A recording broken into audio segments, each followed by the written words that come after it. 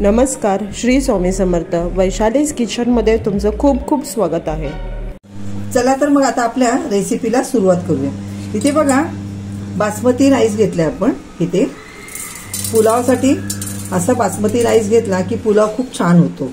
तर इथे 1 वाटी राईस घेतलाय.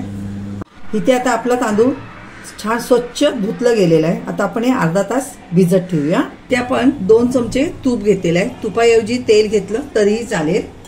इथे आपण खडे मसाले घेतलेले आहेत. त्याच्यामध्ये दालचिनी, काली मिरी, लवंग आणि मसाले वेलची आणि हिरवी वेलची, तेजपान. त्यामध्ये अर्धा चमचा जिरं. त्यामध्ये आपण काजू आणि किशमिश घेतले, तेही टाकणार आहोत इथेच.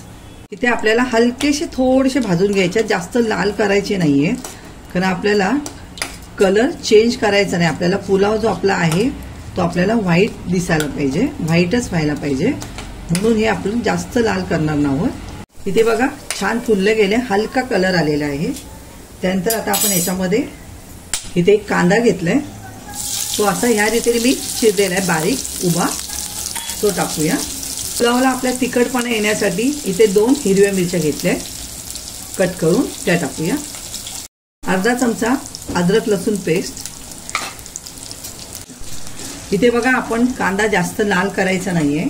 आता आपण ह्याच्यामध्येच भाज्या टाकून घेऊया.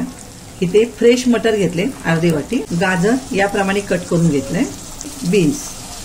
तुमच्याकडे ज्या भाज्या असतील त्या भाज्या तुम्ही याच्यामध्ये टाकू शकता. पण काय होतं, पुलाव करायचं म्हटलं की घरामध्ये ज्या भाज्या असतील त्याच भाज्या आपण यूज करतो. आता माझ्या घरी मी आता अचानक पुलाव करायचं ठरवलं, कारण बघितलं तर थोड्या भाज्या होत्या. मग म्हटले काय करायचं, चला मस्तपैकी पुलाव करूया, कारण पटकन होणारा पुलाव आहे. थोड्या भाज्या शिल्लक राहिल्या की अशा आपण पुलावासाठी यूज करूया. मग मी आता यूज केले त्याच्यामध्ये. आता ह्याच्यामध्येच आपल्याला इथे आपण भाज्यांच्या चवीनुसार मीठ टाकणार आहोत. हे मिक्स करून घेऊया. आपल्याला भाज्या इथे जास्त परतायच्या नाहीये. मी लगेच ह्याच्यामध्ये आता पाणी टाकणार आहे.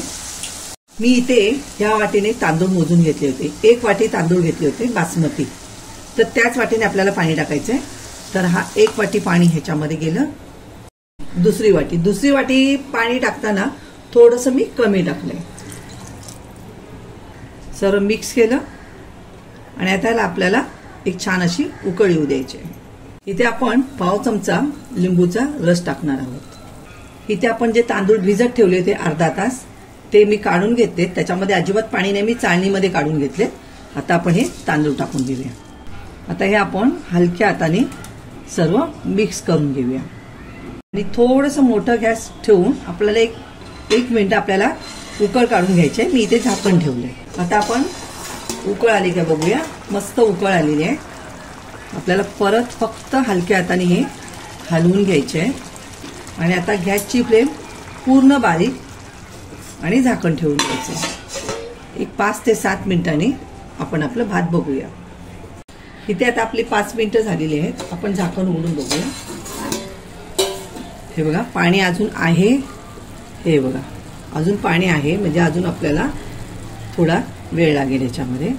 फक्त आपण हे थोडंसं अलगद हलवून घेऊया, कारण ज्या भाज्या आहेत त्या सर्व ठिकाणी सारख्याच व्हायला पाहिजे. परत आपण याला झाकण ठेवून 5 मिनिटं वाफवून घेऊया.